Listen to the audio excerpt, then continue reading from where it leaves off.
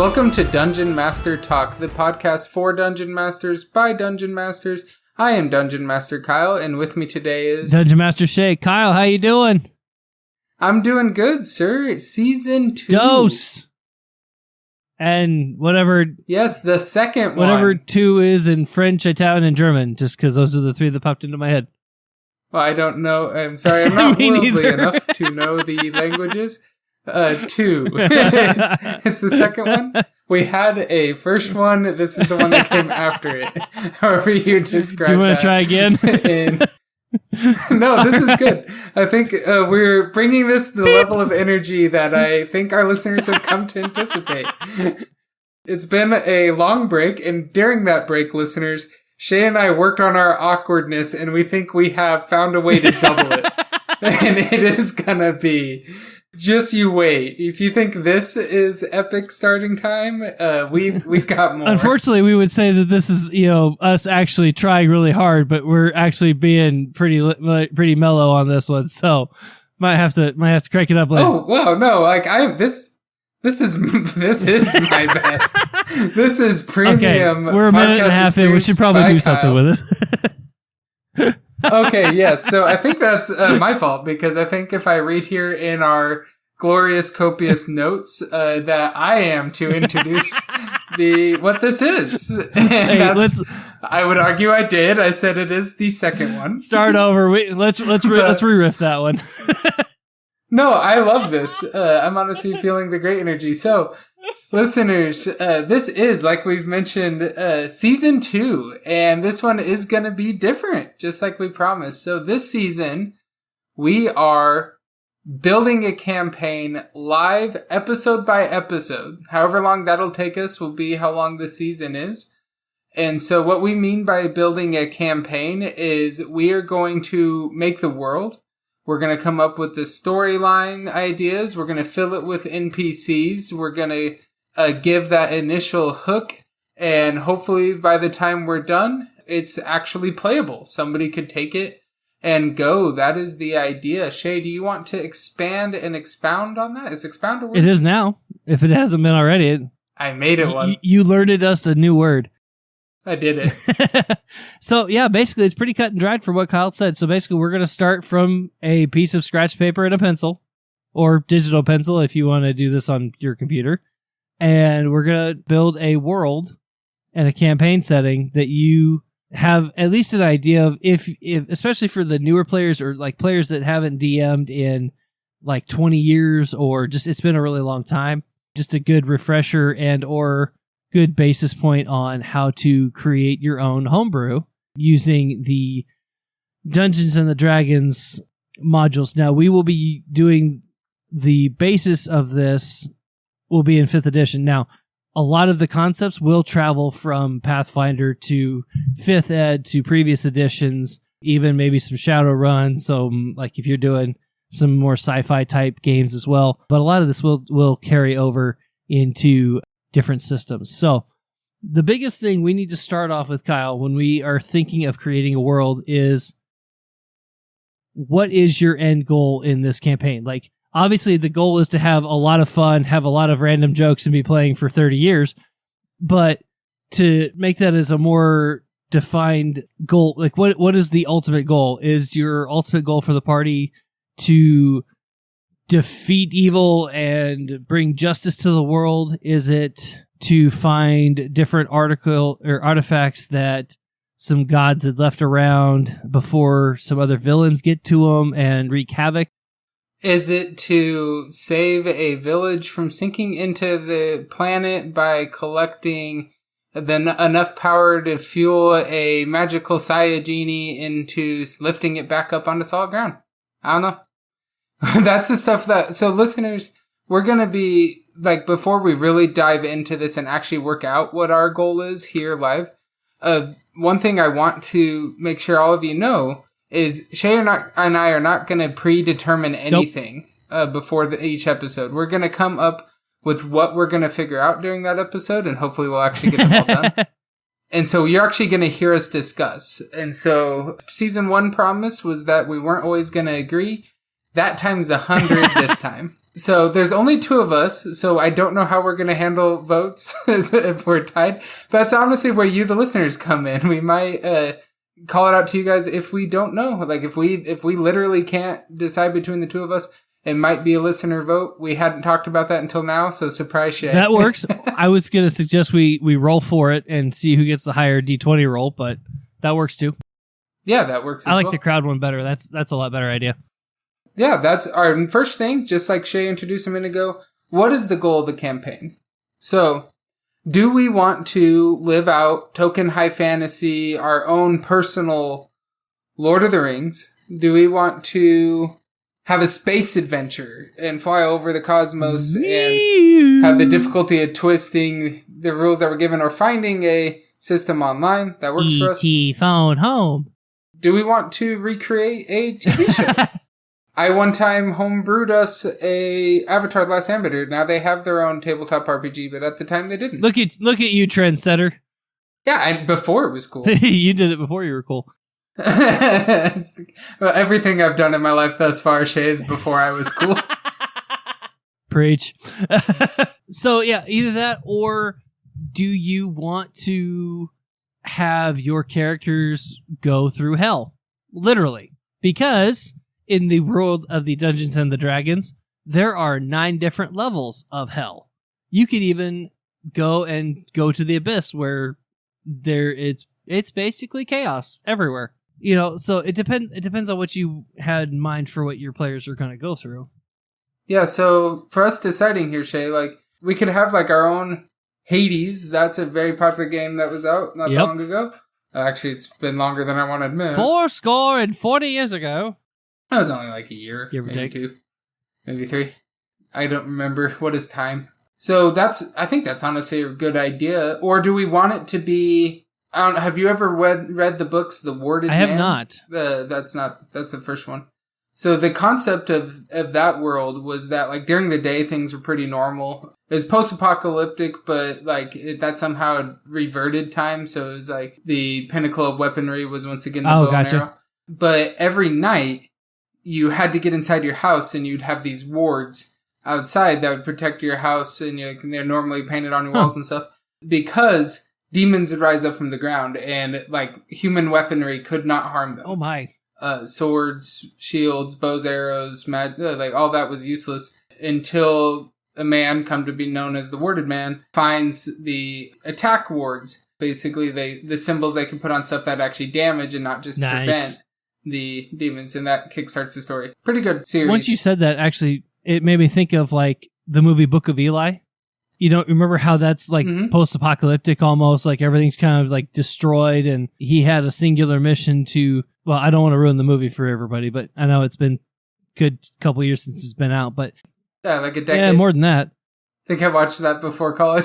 yeah, youngster. But but like this guy was on a singular mission to complete his task, and he didn't let anything stand in front of him, to make a long story short. So I mean, that could be a theory as well, like kind of in a post-apocalyptic campaign. Are you guys dealing with radiation? Is that how magic started in your game? Ooh. Like there's a massive earth-shattering kaboom, and all of a sudden there's magic where there wasn't magic prior to that. Does that mean certain people were touched by magic? Were some people consuming magical plants, and that's how they gained magical essence, or things like that? Became druids and stuff. I think that could be cool too. Man, I didn't take into account when we said we are going to do this live, like how indecisive me as an individual can be. Because I'm like, yes, I want to do all of these. All the things. And unfortunately, I'm kind of the same way. So we might have to flip a lot more coins than we're used to. So I think, like, if you and I honestly were looking for the easy way out, listeners, we would go with that just typical token high fantasy, different Earth. So I kind of want to nix that one. I don't want us to be able, like, I want to challenge us a tiny bit. And I think my personal favorite one I'm hearing so far is post-apocalyptic world. And I think that, like, maybe the goal is, like, establishing a new civilizations. Because, like, a lot of the campaigns that I've taken place in personally, like, led, and then also that I've played in and that I've read over the years, they lead you kind of out like you start in civilization, you go versus out this of it. one, we're trying to rebuild it. Yeah. Yeah, so it's like trying to establish. So maybe like a lot of your adventures will be to like retrieve something that you don't, like your civilization doesn't currently have and needs, or more goods to expand upon it. Like any a game that immediately comes to mind for me from fellow games out there, like East 8, the entire time, like you're saving your people from the wreckage, so the entire time you're building like your home base up, but in this case, like much larger I was thinking scale. like Civilizations, honestly, is what came to my mind, but that's going to be pre-apocalyptic, though. That's not necessarily like rebuild, it's more of just like a first build. Before we can go further, like how long after an apocalypse, like how much should this apocalypse reset life, and then how long after that event are we? Are we generations to the point that like this is truly or what if you are the generation that the apocalypse happened? You're going through life as you know it, and then kaboom, something happens, and then you have to rebuild from that. It's not really apocalypse if you're around to rebuild it. Touché. So 84 years later. So I guess, like, what was the world before this apocalypse? Was it ours? In which case, like, we're going to be eliminating some of the race choices, because if it's our world soon after apocalypse, and we're trying to stick to, like, some of our world's rules to that, then there's probably not enough time for that, like, whatever caused it to spawn the other races. We might not see as much of the influence of the magic growth. Whereas if it's a while afterwards, that's our explanation for why there's things like goblins. And if we want to even use goblins, I'm assuming that we want to introduce some of the mainstays of the monster manual and stuff. that genetic mutation kind of thing. Because I think it's interesting. I'm sure we're not the only ones who have ever done this, but I think it's certainly at least a little bit more unique. And then at that point, do we have dark elves, dark dwarves? Do we do... I like the idea of like corrupted beings, but maybe I almost wonder if your stereotypical drow and dark dwarves, I can't think of the name, and then other dark elves. I can't remember them either. And with the emphasis of 1E kind of changing, like all the stuff that they've come out with D&D 1, going to be changing that up. I haven't committed a lot of that. I almost wonder if you'd almost have to start with your stereotypical humans, maybe elves, half-elves, maybe dwarves. I never like limiting my players' choices, is my only concern here. Either that, or you got your orcs and things like that from a genetic mutation of the apocalypse. And like, because we're getting to create a world here. Maybe humans weren't the origin point. Maybe humans are a mutation. Could be. And so, like, maybe your starting point was dwarves, or your starting point was elves. Because I think, like, if you think of it as more like elves were the starting point, and maybe, like, so here's kind of my thought. If, like, elves are the starting point, then they're maybe arguably the most rare, because those that have remained as elves had to, like, stay amongst themselves, isolated, not get affected by the world as it underwent what caused the apocalypse and caused all these mutations, because those that left spawned these other races, the dwarves, the humans, the orcs, drow, even often to like dragon and dragonborn, because of what they were in. Yeah, and how they were genetically affected. Yeah, and if like we're 7 or 8 generations, maybe not even that little, like if we're like 10 or 11 generations after the apocalypse, but like now the world is like the population levels are low. Maybe there were several attempts at reestablishing civilization, but always like petered out. So maybe it exists on like small scale places, but like a large scale one is not really. I almost wonder if did I lose you? I think we're having technical difficulties, listeners. I think you froze it on me. Looks like Shea has frozen up on my Teams call here. Not Teams, sorry, Discord call. We're not that. Listeners. We're not that lost old. Kyle. Like, Kyle, come back. On my Discord call here. Oh, I might have dropped. Might be me. I've fallen off the earth and I can't get up. Not again. Oh dear. Oh dear.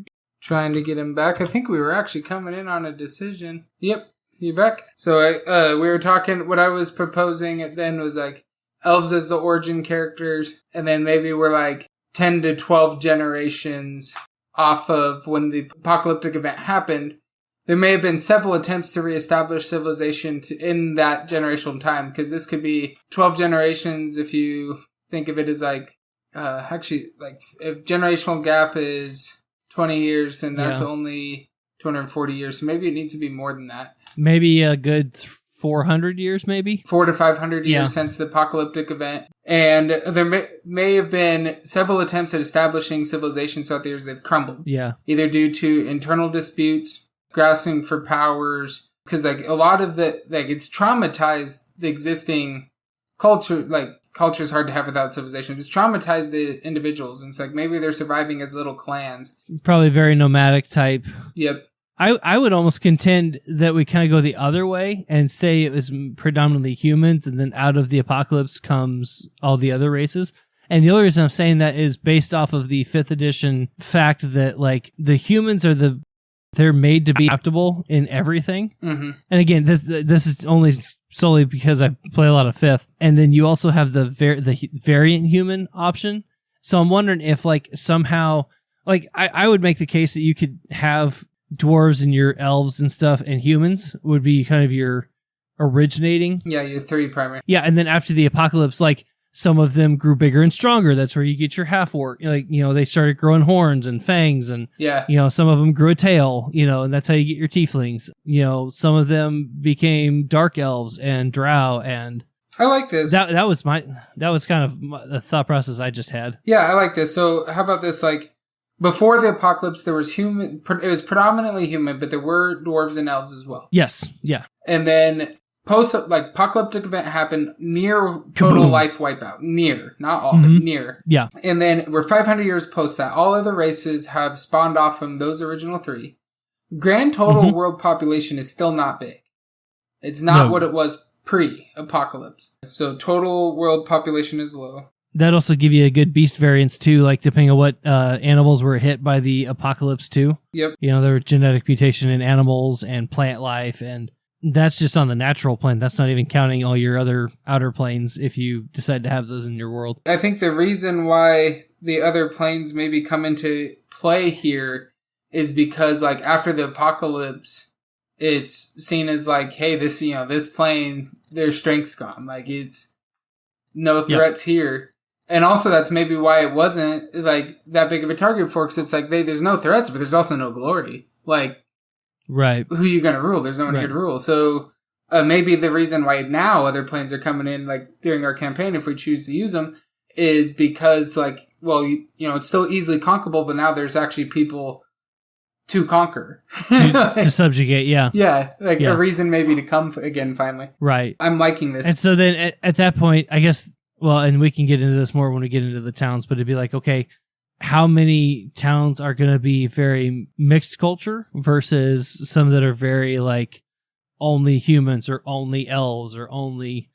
So that can give you kind of that separation, that distinction too. Yeah, and that's something that we're going to have because I think towns are going to be... From what we're describing, towns are probably not that common. And certainly not big cities are all that common. Oh, absolutely not. No. We're going to have to figure out how to justify like holdouts, because that city experience is still kind of integral. Well, I would push back. Like, okay, if it's been 400 years, I'm sure there's going to be at least a couple of big cities. Right, but remember the goal here was like they're trying to reestablish culture and social order. Right, but even in 400 years, you can have at least a couple of major trading posts, major trade cities. But I think like to the scale, you're not going to have a lot of them, obviously. But yeah, you'll have at least like a few. Yeah, even like Gondor's scale isn't going to be that like there might be 1, maybe 2, in the world now, just because like the population is that low. So like the way I was thinking of it is like the first 200 years is probably like you were still in whatever hideouts you held out in. Mm-hmm. And then maybe it wasn't until like 250 years after the apocalypse that life started reemerging again on the surface. Yeah, I'd buy that.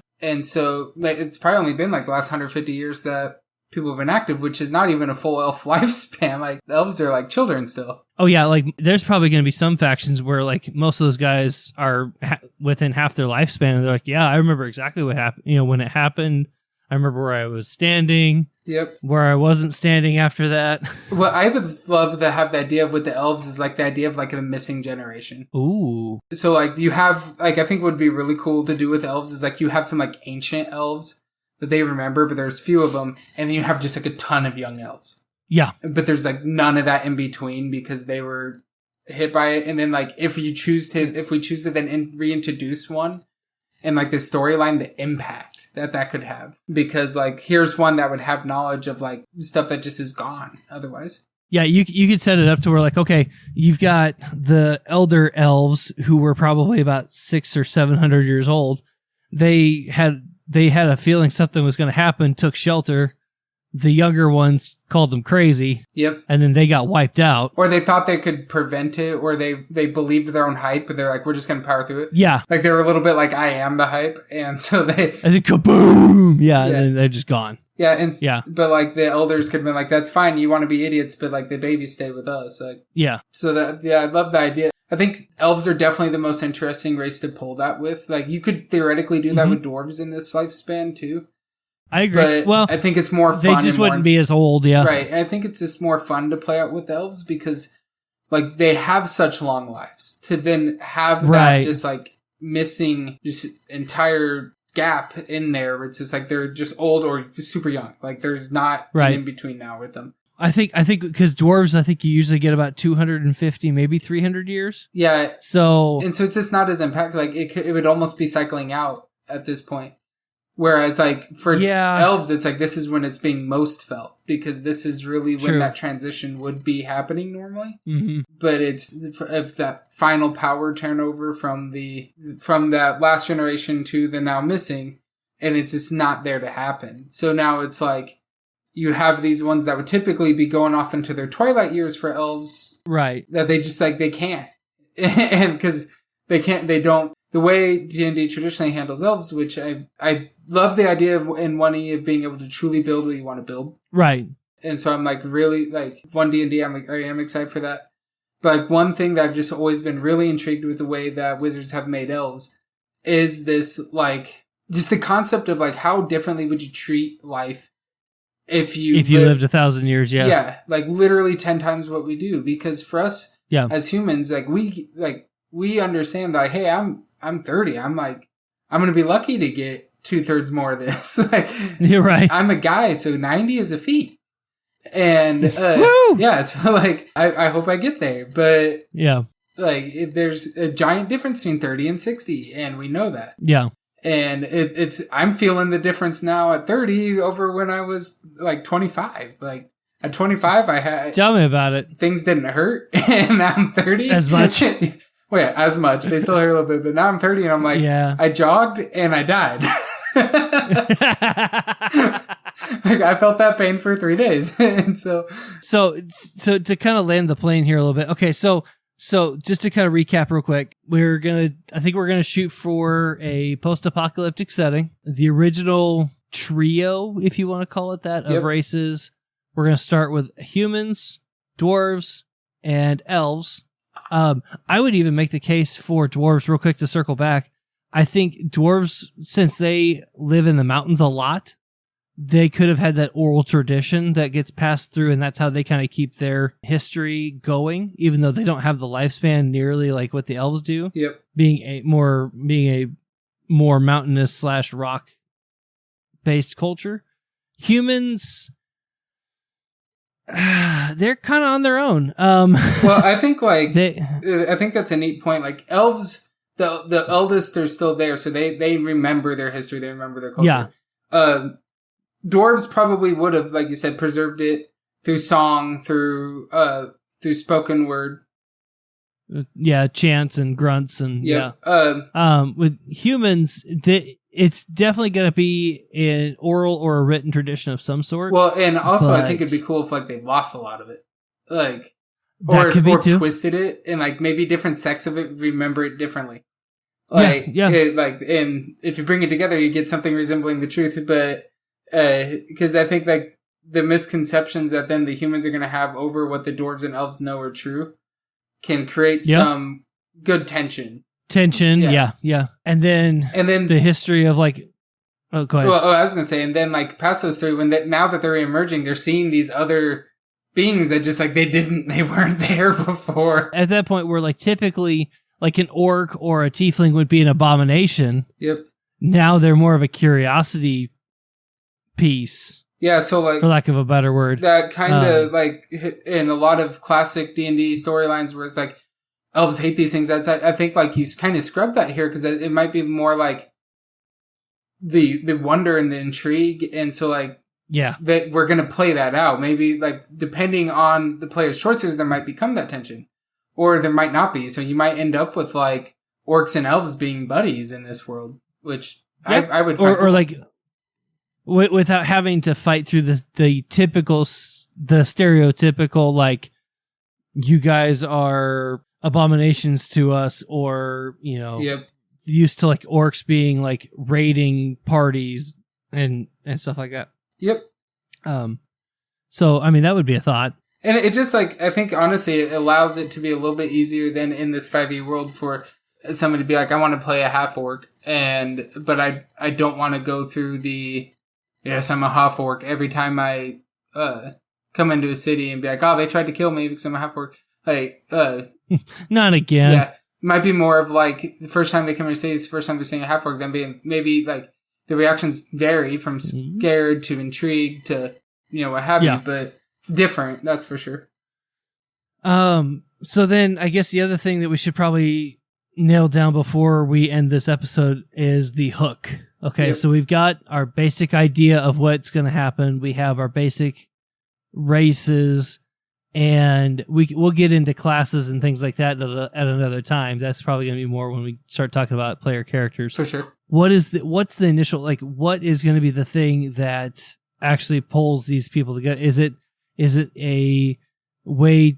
Do we want to create a campaign where it's like it's a Cold War arms race almost, to where like you have to build up your civilization to protect it? That could be good. Or what if it's like there's a legend, basically like whatever was the original apocalypse, like the fear that it's going to reoccur. Ooh. And so this could be like, instead of like the party's actively rebuilding the civilization is rebuilding. Okay. And now it's more like, right, we're trying to prevent this total annihilation from happening. What if the initial apocalypse was the attempt to introduce magic to the world? Or what if that was some deity's way of trying to start over? Yeah, and now like civilization's rebuilding, we're using magic, we have magic, and now it's like if it's a deity trying to start over. So here's my thought with this, right? Mm-hmm. I'm going to reference season 1.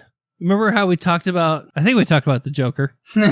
So yeah, we definitely did more than once. So the Joker, basically, his whole thing was to get vengeance on the world from his past, but also just to watch it burn. Yep. Like, there was some sick, twisted satisfaction of just watching it burn. The joy in the game. Basically. So what if, in this game, when the apocalypse happened, there would have been a supernatural, war going on outside of the plane, the natural world? Mm-hmm. And there was an offshoot of energy, magical energy that got shot from the evil side because he or she felt that this world was not good enough for them. Mm-hmm. Like it needed to be better, needed to be perfect, and from what their perception of perfect was. And so they tried to completely wipe everything out, but didn't have enough power to wipe it out. So then they have to gain enough power to try again, and this time actually make it happen. Yep. So then the quest is to somehow prevent Seek the Grail. Yeah, like you're seeking something. So it becomes adventure finds. Now like that would kind of revert what we were saying earlier, where before it's trying to come into the cities more. But I don't think that's a reason to not do that idea. Or different places held different artifacts that got buried and or lost, destroyed. So they might have to try and, depending on your party, you might have to rebuild certain artifacts. You might have to try and gain different residuum or like pure magic to be able to build outright a item to be able to prevent this potential onslaught happening. Yeah. Ooh. Go ahead. So capitalizing on your idea, there's some celestial war or battle. Maybe it's two, maybe it's many. And this world, like maybe this world's aware of it. It's causing turmoil on this world. All right. And so there's the three races, elves, dwarves, humans.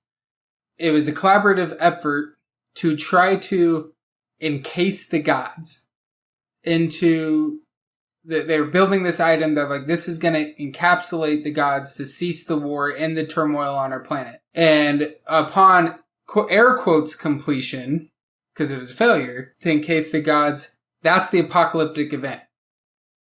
Big ba-boom. Are you saying like, okay, evil person shoots the lawful good side, deflects, and it shoots down, and basically, boom, that's what happened? Well, it wasn't even like trying to shoot him. Like, it was basically like, hey, there's this big celestial war. It's grand scale, and it's massively impacting our planet. We can't stop. Like, if we stop God A here, then God B is going to wipe our planet. If we stop God B, then God A is going to wipe our planet. So we have to... so you're saying there might be multiple deities trying to come from the planet. We're the ground. We're like, it's clear that we are no longer pawns in the war, just spectators. And so we are, like, they were trying to stop the war by capturing the gods. Like, they're trying to build this item to and they misunderstand the power. And so that was attempt A, to stop this war, and that caused the apocalypse, because then it was too much power, big ba-boom, annihilation on planet. And so now it's like, okay, it's been 500 years. The turmoil was worse, but and like this war of the gods has continued. But they were like, maybe the gods were impacted by it, maybe they're weakened, maybe they're hurt. But the war's turning up, so now it's like, hey, we can't encapsulate them, but our planet's even more in danger because we hurt them, so we've drawn their ire.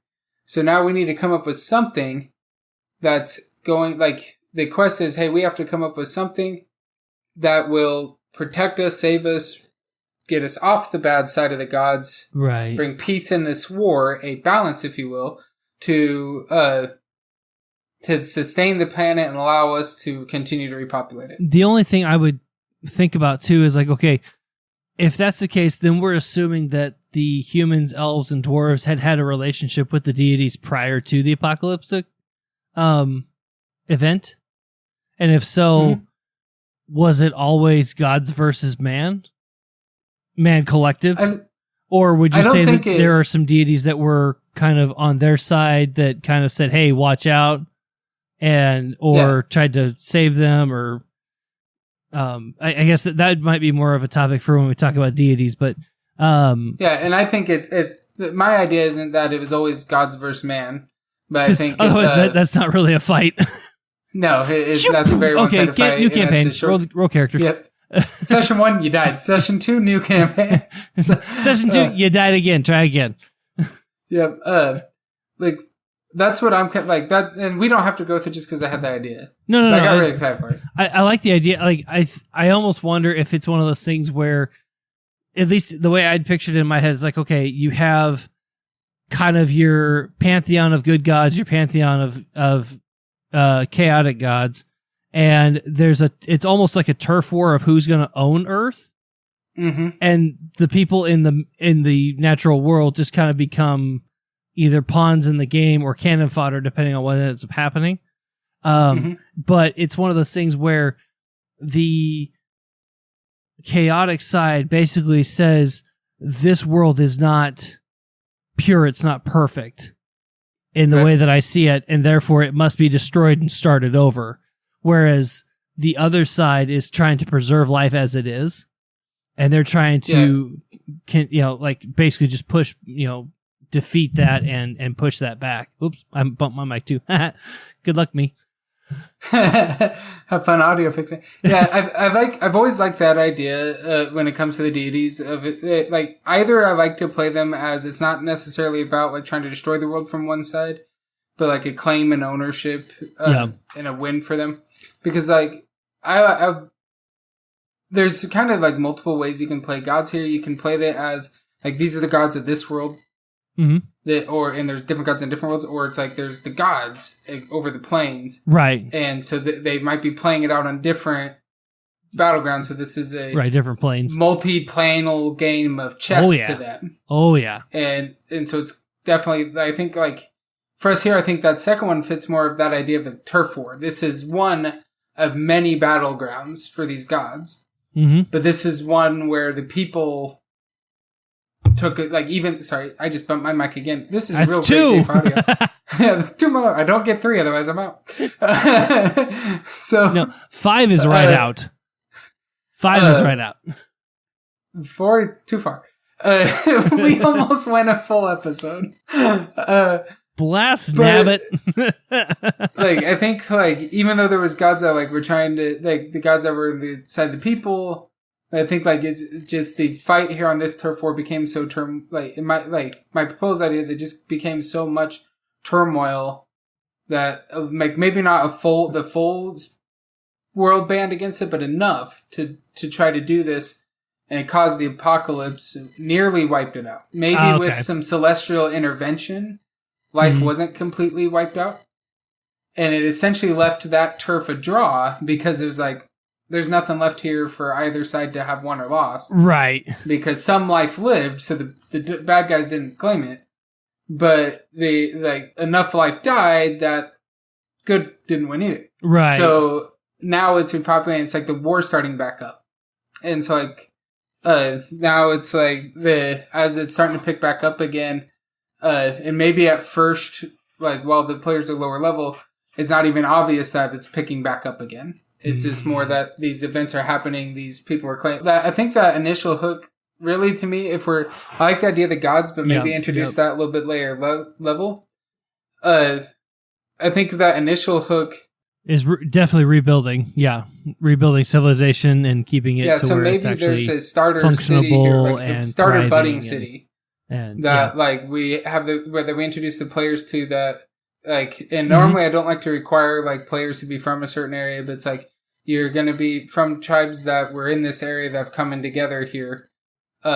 We have Yeah, I mean, give or take like 100 square miles. I mean, that's a fair. We can have a lot of fun with it, so that we can still have people that want to be dwarves and people who want to be druids, right. Or even if you want to be a dwarven druid, you can make it work here. I think that initial hook might just be like there's high need for a lot of supplies, but then also, since we're trying to collaborate all this stuff, there's been a lot of raids. Mm-hmm. And it's a serious problem. Like, we're having the problem that every civilization's had that's trying to get started up, that as soon as you start to get to any substantial size, you're a raid target. And all these nomadic people groups are just, they set your sights on you because you've collected everything that they need into one spot. It's just logical for them to hit it. So that's your hook. Like, we need to defend against them, we need to fortify, and we need to build. Exactly. And we need to collect. All right. So let's recap. Post-apocalyptic is our setting. Our starting races will have the humans, the dwarves, and the elves.